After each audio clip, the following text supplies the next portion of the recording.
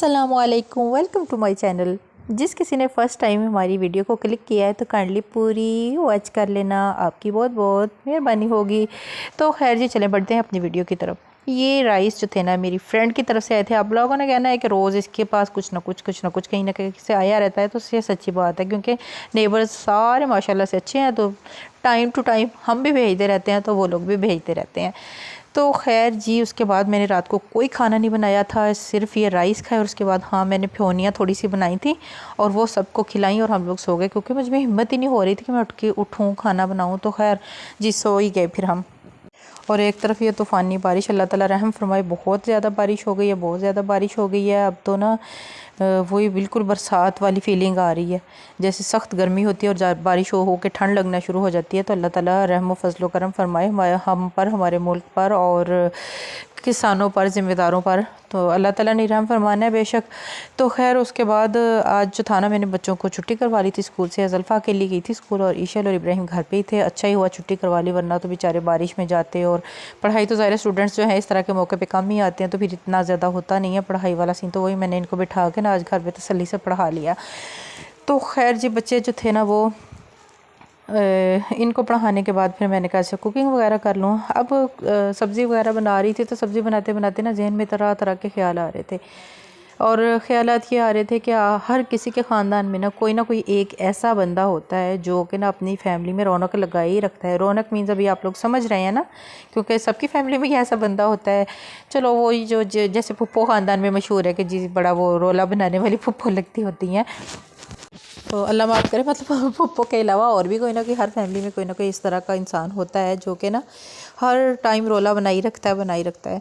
तो बस जो है ना, मैं कहती हूँ रिश्तेदारी निभाना बड़ा ही मुश्किल काम है। अल्लाह ताला ने फरमाया है कि ताल्लुकात जोड़ के रखो, लेकिन ये है कि हम लोग जोड़ना चाहते हैं और जो ख़ानदान में कुछ लोग ऐसे होते हैं वो कहते हैं कि नहीं, तोड़ के रखो। और वो एक बंदा कोई ऐसी चलाता है ना स्कीम कि सब को घुमाई रखता है।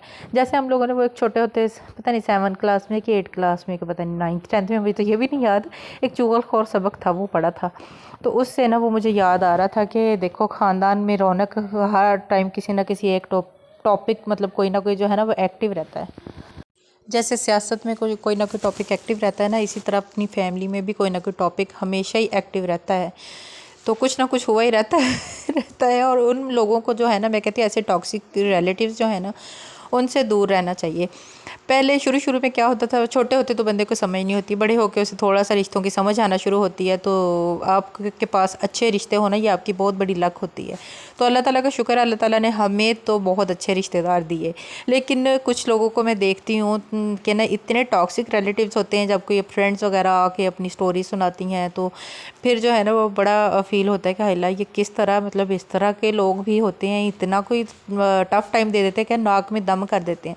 तो ऐसे लोगों बेहतर ये है कि उनको खुश करने के बजाय, अपने आप को, अपनी सारी एनर्जी उनको खुश करने पे वेस्ट करने की बजाय ना, आप लोगों को ये होता है उनसे कट ऑफ होकर थोड़ी देर के लिए खामोशी इख्तियार कर लें। फिर उनको खुद ही एक ना एक टाइम में रियलाइज़ होता है कि ये हमारा रिश्तेदार हमसे दूर हो गया है, तो पता नहीं क्या वजह है। फिर उसको सस्पेंस होना शुरू हो जाता है।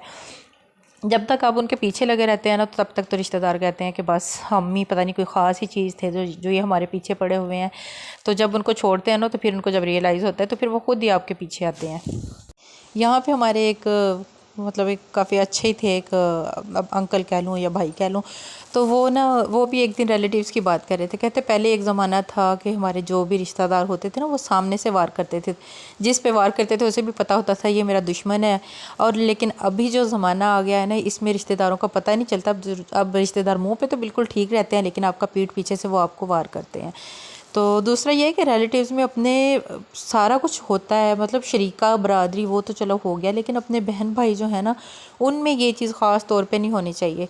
अपने बहन भाई, अपने, मैं कह रही हूँ जिस तरह भाइयों की बीवियाँ हो गई या बहनों के हस्बैंड्स हो गए, या ये वाले इनके बच्चे, इन फैमिलीज़ में तो ख़ास तौर पे कोई किसी किस्म के भी क्लैशेस नहीं होने चाहिए। अगर हों तो उनको क्लियर कर लेना चाहिए। अगर क्लियर नहीं भी कर रहे हैं ना, तो फिर भी आप लोगों में से किसी एक को खामोश हो जाना चाहिए। क्योंकि कुछ लोगों की आदत होती है कि अगर उनके साथ कोई ज़्यादती नहीं भी हुई ना, वो ख़ुद को बहुत मज़लूम समझते हैं और उनको पता नहीं चल रहा होता कि असल में वो मज़लूम नहीं है, वो दूसरों के साथ ख़ुद बहुत ज़्यादा ज़्यादतियाँ कर रहे हैं।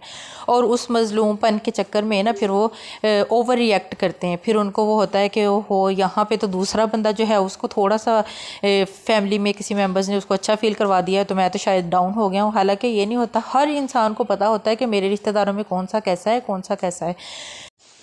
अगर आपकी फ़ैमिली में कोई ऐसा मेंबर है, आपको समझ आ रही है कि ये बंदा मुझे रिस्पेक्ट भी दे रहा है, ये मेरे लिए हमेशा से काम भी करता है, हमारा भी काम कर रहा है, जब हम इकट्ठे हों तो मिलजुल के रहते हैं, सारा कुछ ही है, तो फिर उस बंदे को ना एक हौसला अफजाई की ज़रूरत होती है। वो चाह रहा होता है कि उसे शाबाश मिले, उसे चले सब इतना ही मुँह से कह दें कि हाँ इस बंदे ने हम आए तो हमारी बड़ी केयर की, या हम जो थे ना ये बहुत मुखलिस हो के हमारे साथ रहता है, तो इस तरह उस बंदे की हौसला अफजाई हो जाती है और आपका भी टाइम जो है वो अच्छा गुजर जाता है।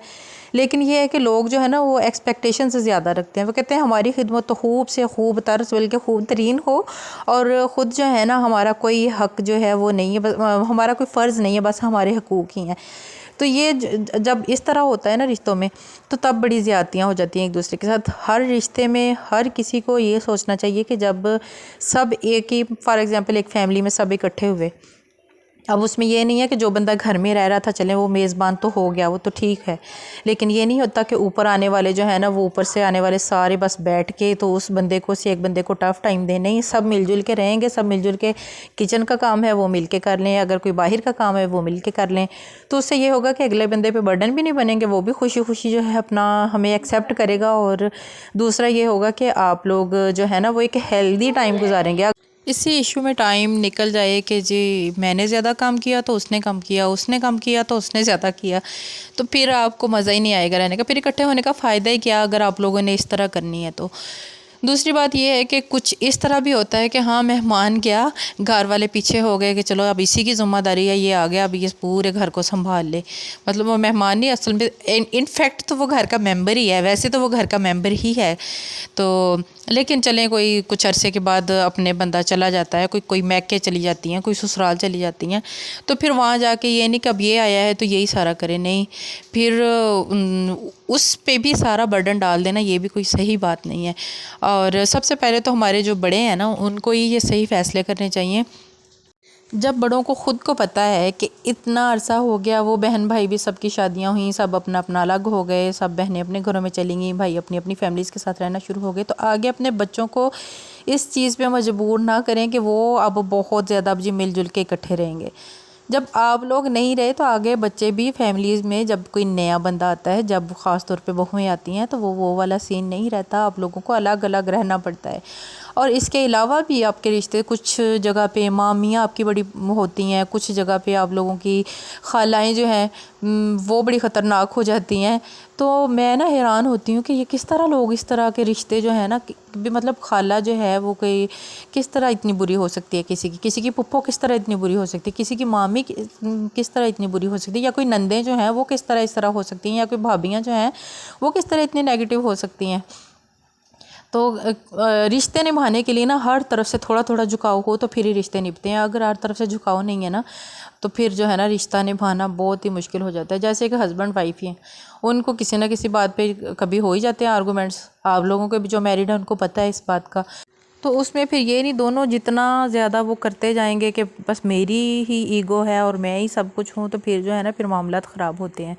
रिश्तों को निभाने के लिए कहीं पे खामोशी इख्तियार करनी पड़ती है, कहीं पे झुकना पड़ता है, कहीं पे अपनी गलती भी तस्लीम करनी पड़ती है, और सारा कुछ ही करना पड़ता है। लेकिन ये सिर्फ एक बंदे के लिए नहीं है, हर बंदा अगर ये वाला रोल अदा करे ना तो बात ठीक है। और मैंने ये देखा है कि फ़ैमिली में जो सबसे तंग करने वाला इंसान है ना वो अपने आप को सबसे ज़्यादा मज़लूम हर जगह पे शो कर रहा होता है कि भी मेरे से ज़्यादा तो मज़लूम कोई है ही नहीं, हम तो ऐसे थे तो हम तो ऐसे हैं। तो ये वाली बातें जो है ना सुन सुन के मैं तो परेशान हो जाती हूँ भी। अल्लाह देखे भी लोग ना शुक्रिया है ना, अल्लाह ताला ने कई लोगों को हर तरह की नेमत से नवाजा हुआ है, फिर भी इस तरह जब कहते हैं तो ऐसे टॉक्सिक लोगों से जो है ना अव्वल तो दूरी इख्तियार करें, अव्वल तो उनके अगर वो डिस्कशन कर रहे हैं तो खामोशी इख्तियार करें। तो लेकिन अगर फिर भी आपके इसके बावजूद भी आपको कहीं ना कहीं लग रहा होता है कि इंटरफेयर हो रहा है कहीं ना कहीं से, तो फिर जो है ना उनके साथ इस तरीके से पेश आएँ कि डायरेक्ट उनके मुंह पे बात करना शुरू कर दें। जब मतलब उनको रियलाइज़ करवाने के लिए, वरना वो समझते हैं कि अगला बंदा जो है ना वो बुद्धू या लल्लू पंजू है, इसको कोई हमारी बात की समझ नहीं आती, इसे पता ही नहीं चलता शायद ना ये इतना सीधा से सादा है। लेकिन हर इंसान के अंदर फीलिंग्स भी होती हैं, उसके जज्बात भी होते हैं, उसे पता भी चल रहा होता है कौन उसके साथ कब क्या चालाकी कर रहा है। तो ये जो है ना ये सारा कुछ मैं सोच रही मैं ये बातें क्यों कर रही हूँ, मेरे साथ किसने इतना जुल्म कहाँ पे कर दिया। बस ऐसे ही ना कुछ फैमिलीज़ में किसी के कुछ इश्यूज चल रहे थे, तो मुझे ना बस याद आ रहा था, मैंने कहा नहीं इस टॉपिक पे भी ना बात करनी चाहिए कि चलें कहीं ना कहीं कोई ना कुछ होता है तो जो सबसे अच्छा होता है उसकी कदर कर लेनी चाहिए, उन लोगों को छोड़ नहीं देना चाहिए। और अगर मेरे रिलेटिव्स में से कोई ये वीडियो देखे तो वो अपने ऊपर ना ले, भाई मैंने आप लोगों में से किसी को नहीं कहा, मैंने किसी और के लिए सारी बातें की हैं, वो भी देखेंगे। क्योंकि हम सबको तो जो मेरे रिलेटिव्स हैं हम सबको तो एक दूसरे का पता है, हम एक दूसरे की लाइफ से वाकिफ़ हैं, और जो नहीं वाकिफ़ है ना ये बातें सारी मैंने उनके लिए कही हैं। तो खैर जी, अब यहाँ पे आज मैंने दोपहर के खाने में बनाई हैं भिंडियाँ, और भिंडियाँ जैसे ही ये लेके आए थे ना रात को, मेरा तो दिल चाह रहा था उसी टाइम बन जाए और इसी टाइम जो है ना मैं इसी के साथ जो है ना खाना खाऊं। लेकिन ना उस टाइम तो फिर रज़ाई ने, मेरी तबीयत ही इस तरह की थी कि मेरे हिम्मत ही नहीं हुई बनाने की, तो फिर मैंने आज दोपहर टाइम बनाई। और भिंडियाँ जब बन गई थी ना उसके बाद मैं इसमें डालना था सब धनिया, और बारिश इतनी ज़्यादा हो रही थी कि मेरी इतनी हिम्मत ज़रूरत नहीं हुई कि मैं सहन में से जाके ना धनिया तोड़ के ले आऊँ। खड़ी रही फिर दरवाजे में सहन वाले में, मैंने कहा सोचती रही कि अच्छा जाऊँ ना जाऊँ, जाऊँ ना जाऊँ, ऐसे करते करते ही ना इसी सोच में ना फिर नई हिम्मत की। मैंने कहा चले कोई बात नहीं, आज सब धनिया के बगैर ही जो है ना वो भिंडियाँ खाते हैं। तो लेकिन यह है कि जब नई नई सब्ज़ी आती है, वो अभी करेले आएंगे, बैंगन आएंगे, तो ये सारी गर्मियों की सब्ज़ियाँ आएंगी, तो हमें ना बड़ा मज़ा आएगा खाने का। आप लोगों ने क्या क्या बनाया, आप लोगों के रिलेटिव्स में कौन कौन टॉक्सिक है, तो ज़रूर कमेंट कीजिएगा। डरना नहीं, अब लड़ना है। तो बस ये थी जी मेरी आज की वीडियो। अगर आपको अच्छी लगी हो तो लाइक शेयर एंड सब्सक्राइब। और दूसरा ये कि बारिश अल्लाह ताला जो है ना ये रोक दे। अभी दुबई में भी कितनी तबाही हुई है, कितनी तबाही हुई है, कोई कहते हैं रिकॉर्ड बारिश हुई है वहाँ पे भी। तो अब हमारे मुल्क में भी इसी तरह हो रहा है, नॉन स्टॉप ही हो रही है। तो अल्लाह ताला अपना रहम फजलो करम करे। तो यहाँ पे हम लोग दोपहर का खाना खा रहे थे, उसके बाद मैंने चाय पी। तो बस ये थी मेरी आज की वीडियो। अगर आपको अच्छी लगी हो तो इसको लाइक करें, शेयर करें, सब्सक्राइब करें। ओके जी, टेक केयर, अल्लाह हाफिज़।